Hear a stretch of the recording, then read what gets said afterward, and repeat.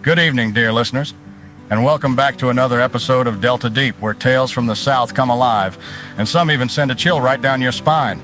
I hope y'all got your comfort blankets and maybe a stiff drink, because this week we're diving into some stories that might just keep you up at night.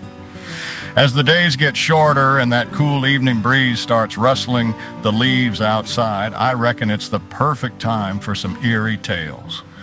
And trust me, this week's tales are as mystifying as that old Mississippi fog that rolls in without warning. Now, before we wade too deep into the murky waters, speaking of waters, did any of y'all catch wind of the odd occurrences down by the bayou last week? That's right. Folks in town have been whispering about strange lights hovering just above the water's surface. Some say it's swamp gas, others swear they're the spirit of a long-lost traveler seeking their way home. Heck, between us, it makes me think of those UFO hearings at Congress. Non-human, biologics and all that. Makes you wonder what's really out there, doesn't it? Now, Old Man Jenkins from the general store is convinced they're visitors from another dimension. But then again, he also claims his cat speaks fluent French. So, but you know, strange things have always had a way of finding their way to our little corner of the world. Which brings me to tonight's main event. I've got a letter here sent in by one of our brave listeners who's experienced something that, well, it's better if you just hear it for yourself. So gather round, get cozy, and let's dive into this week's listener's submitted tale.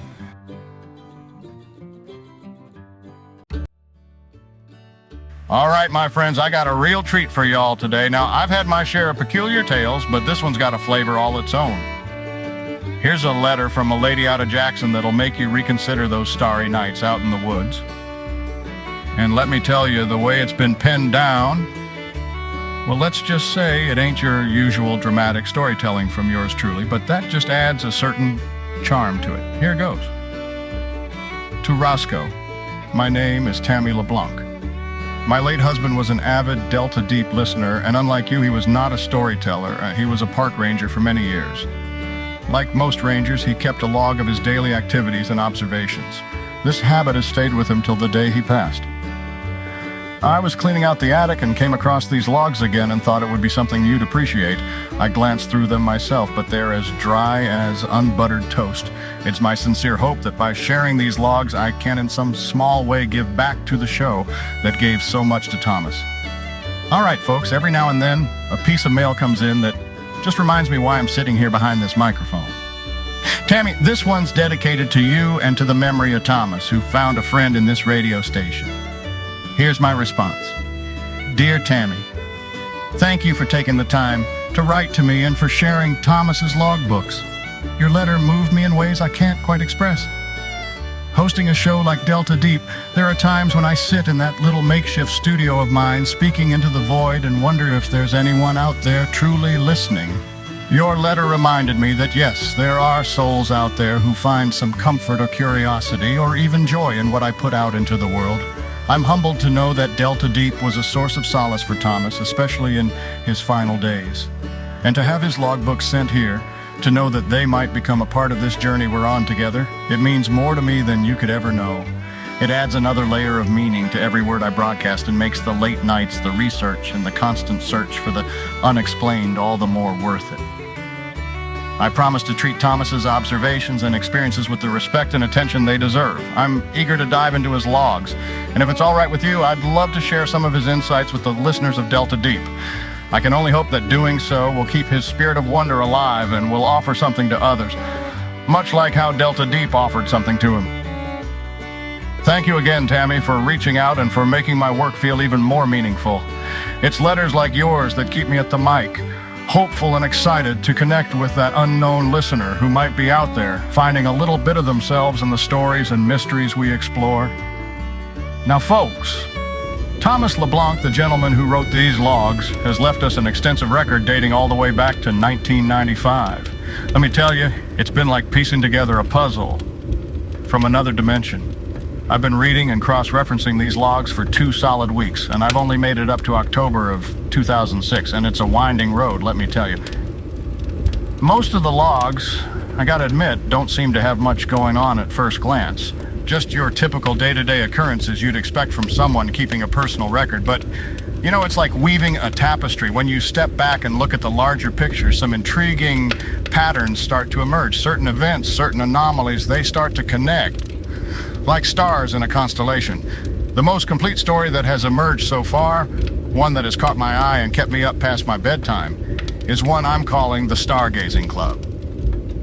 This particular tale is from the year 2003. And today, right here on Delta Deep, I'm going to share it with you. Trust me, you don't want to miss this. So grab your cup of tea or whatever keeps you cozy, and let's dive into the logs of Mr. LeBlanc and the strange events revolving the Stargazing Club. August 16th, 2003, night shift log, entry 248, 11:35 p.m., check southeast boundary, no issues detected. 1 a.m., assisted campers with putting out fire. They were unaware of the no-fire zone. All right, so I am assuming that is a typical night for our park ranger. Let's keep moving on with the logs. August 17th, 2003, night shift log, entry 249, 10 p.m., investigated a noise complaint. Campers playing music too loudly. They complied without issue. 2:50 a.m., patrol on the North Trail. Quiet night. August 28th, 2003, night shift log, entry 260, 11:30 p.m., noted an increase in the number of vehicles at the main parking lot. Odd for a weekday in this season. 1:25 a.m., spotted a group of approximately 10 individuals, all with backpacks, entering the park. Didn't approach as they weren't causing any disturbance. Addendum. For clarification, late August is not our peak season. In fact, it's quite the opposite. Most schools resume by this time, leading to a significant decrease in visitors, especially in groups. It's usually just the occasional wildlife photographer or solo hiker, but 10 at once on a weekday? That's unusual. August 29, 2003. Night shift log entry 261, 11:10 p.m. The same group from last night, hard to tell in the dark. Counted 11 this time. They all seem to be heading to the same point, an open clearing near the west side. Didn't approach. 3 a.m. On routine patrol past the clearing. The group was sitting in a circle, all looking upwards. No campfires, no sounds, just staring at the sky. Left them be. Addendum. The west side clearing is a known favorite for stargazers due to its low light pollution. However, this group had no telescopes, no mats, nothing typical of astronomers. Just their backpacks and a silent intent to observe the night. September 4th, 2003. Night shift log entry 267, 11:35 p.m. Animals unusually restless tonight. Getting calls about howls and strange sounds. Not all can be identified as regular wildlife. 2 a.m. Came across a deer on the eastern trail, standing still as stone, staring westwards. Unresponsive to my presence, which is not typical behavior. Addendum, I've been a ranger for a good part of a decade. I've never seen deer behave that way, especially with a human so close. And it was as if it was in some sort of trance. And September 5th, 2003. Night shift log entry 268, 12:05 a.m. Trees on the northern edge appear different. Can't exactly point out how. It's as if they've shifted slightly from where they used to stand. 2:15 a.m. Spotted the group again, but now they're 15 in number. Same clearing, same staring at the sky. Addendum. It might sound crazy, but I swear those trees weren't in that exact position yesterday. Trees don't just move overnight, right?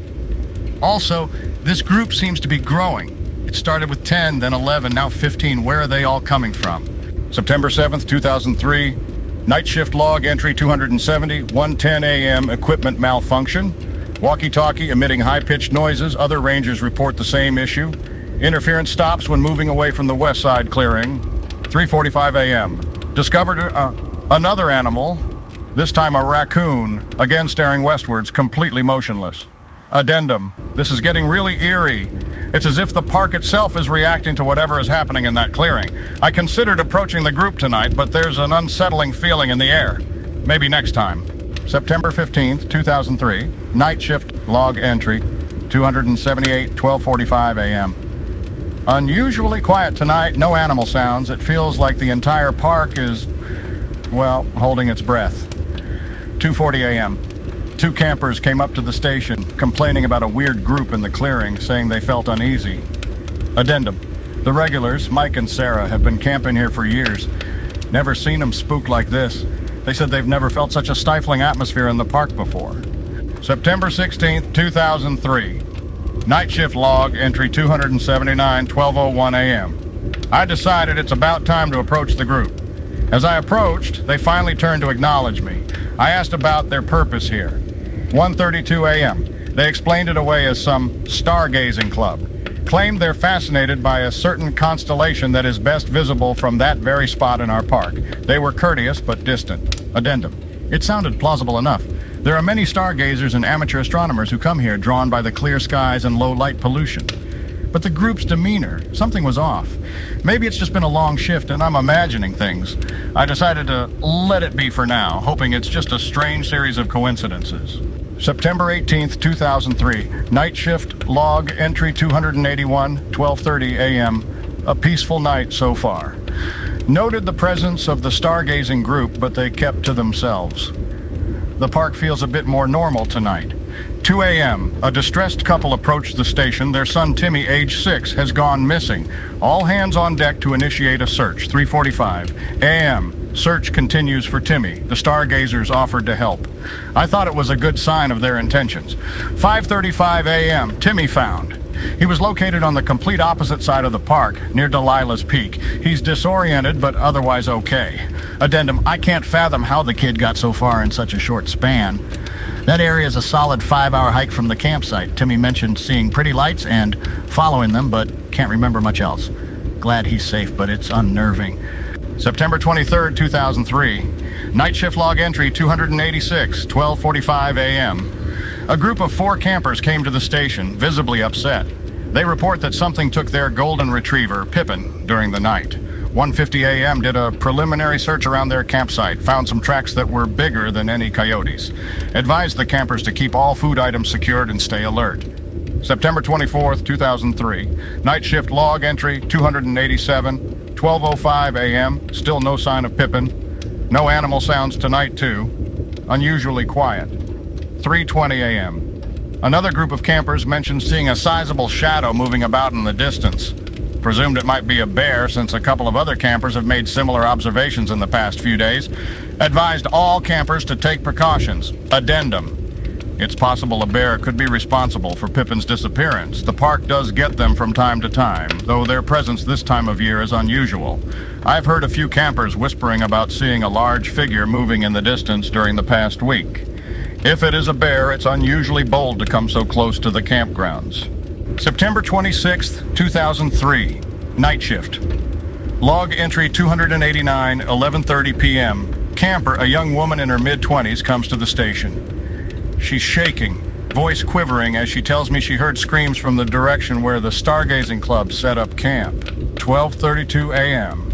I take a trip to the site with my flashlight, finding it vacant. Campfire still smoldering, tents left open, belongings scattered, but no sign of anyone.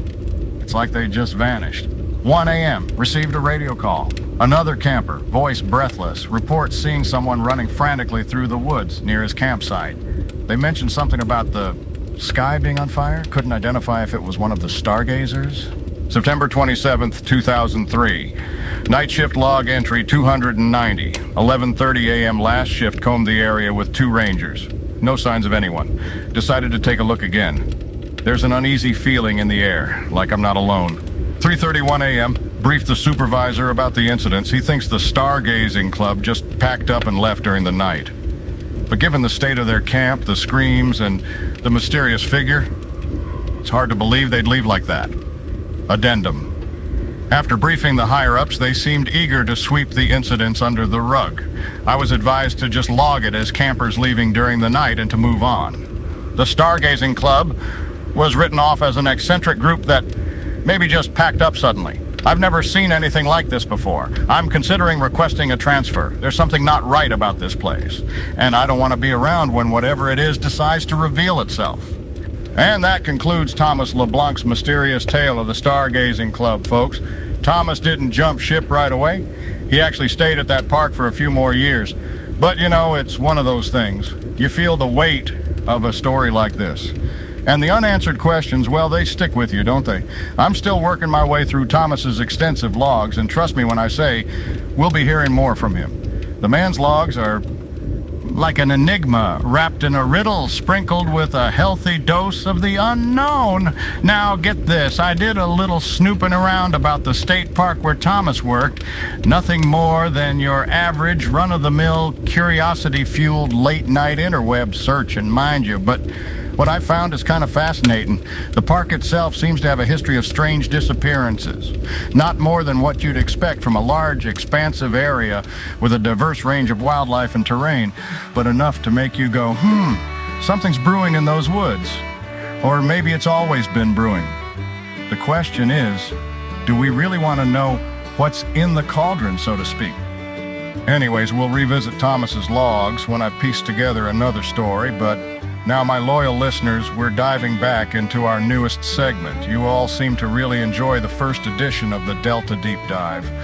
It's always a thrill to dig deep into mysteries, legends, and those unexplained phenomena that seem to lurk just below the surface of everyday life. Buckle up, because we're going on another journey into the depths of the unknown. Grab that flashlight, or better yet, light that lantern, and let's start the deep dive, shall we? Good evening, deep divers. Tonight we're delving into one of the South's most haunting and captivating legends, a tale that's been whispered around campfires and old porches for generations. The tale of the mysterious Wampus Cat. So gather round and let old Roscoe take you on a journey through time and myth. The Wampus Cat, depending on who you ask, varies in its description. Some describe it as a large, ferocious, panther-like creature with glowing eyes said to haunt the woods and hills of certain parts of the South. Others talk about its eerie cries in the night, sounding like a woman's scream, which can chill the bones of even the most seasoned woodsman.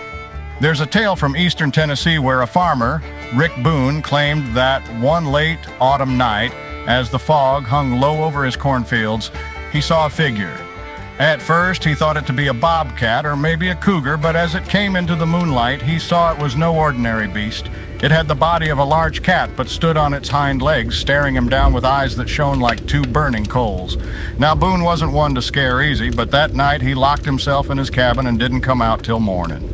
And when he did, his livestock, gone without a trace. Now, as these tales often go, folks said Boone might have had one too many moonshine jars, but he wasn't the only one. Over in North Carolina, a group of teenagers went camping near an old native burial site. They'd heard the tales of the Wampus Cat, but thought it nothing more than hogwash. Till the night they heard it, a woman's scream, but not quite right, almost feral. Startled, they looked around and saw it, those two gleaming eyes watching from the shadows. These are just a couple of stories among dozens, maybe hundreds. The Wampus Cat legend has roots deep in Southern folklore. Some say it's a guardian of the forest, others a vengeful spirit, and still, others think it might be something entirely different. Most legends, as we've come to learn, have some grain of truth at their core. A seed from which the tales grow and sprawl. The Wampus Cat is no different.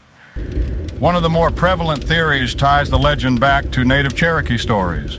The story goes something like this.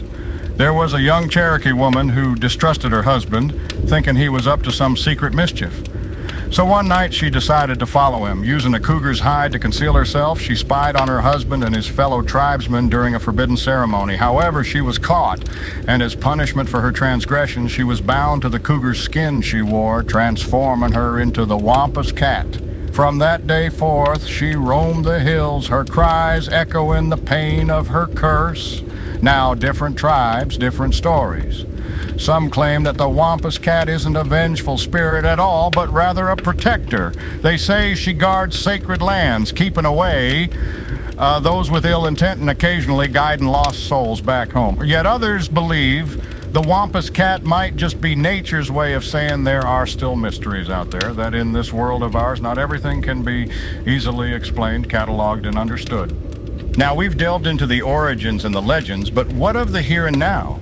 Do people still claim to have encounters with this mythical creature? The answer? Well, absolutely they do.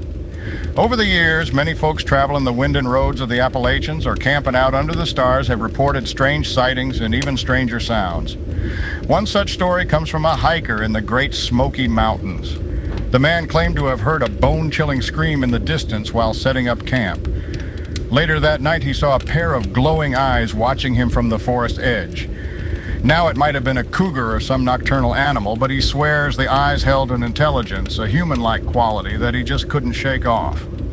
Then there's Martha, an old pal of mine from Asheville, who swears her great-aunt once found a peculiar set of footprints around her farm. Half human, half cougar, leading from the edge of the woods and circling the house twice. Auntie always said, "That wampus is checking up on us, making sure we're doing all right." Of course, skeptics abound.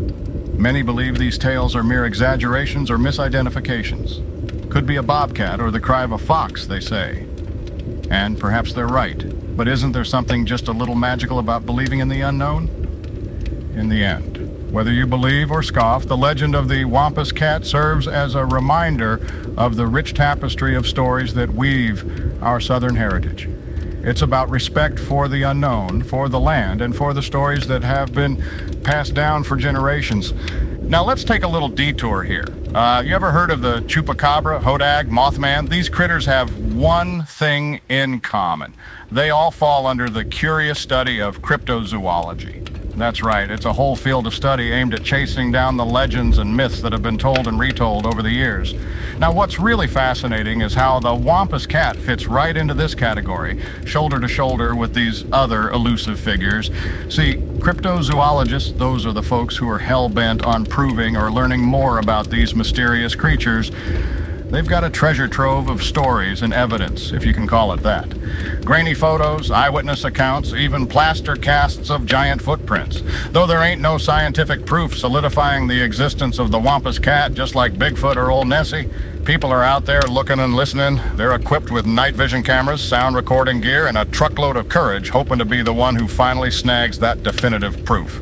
In this realm of cryptozoology, the Wampus Cat ain't just a southern myth. It's part of a larger global conversation about creatures that lurk on the fringe of what we understand as real. Now you might say, "Old Roscoe, these folks are chasing shadows." Maybe you're right. But ask yourself this, what if one day they actually catch what they're chasing? What does that mean for the Wampus Cat? What does it mean for us, towing that line between skepticism and belief? So whether you reckon the Wampus Cat is a tall tale or a cryptid worth investigating, remember, it's in good company. With each unexplained howl in the night, with every shadow darting in the periphery, the Wampus Cat stakes its claim in a world that just might be a bit more mysterious than we give it credit for. So, next time you find yourself in the heart of Appalachia, listening to the nocturnal serenades of the wild, spare a thought for the Wampus Cat. Who knows? She might just be out there watching, guarding, and adding another layer to the ever-evolving folklore of the South. And well, folks, that wraps up our journey, exploring the myth of the Wampus Cat. I appreciate y'all for sticking with me through this Delta deep dive. Now, I hate to do it, but I gotta cut our time short tonight, so there won't be a Roscoe's Weekly Tale or our call-in segment. Sometimes the night throws a curveball at you, but rest assured we'll be back in full swing next week. Until our next adventure into the strange and unexplained, keep those stories alive, stay curious, and remember, there's always something new just around the bend. This is Roscoe signing off from Delta Deep. Good night, everyone.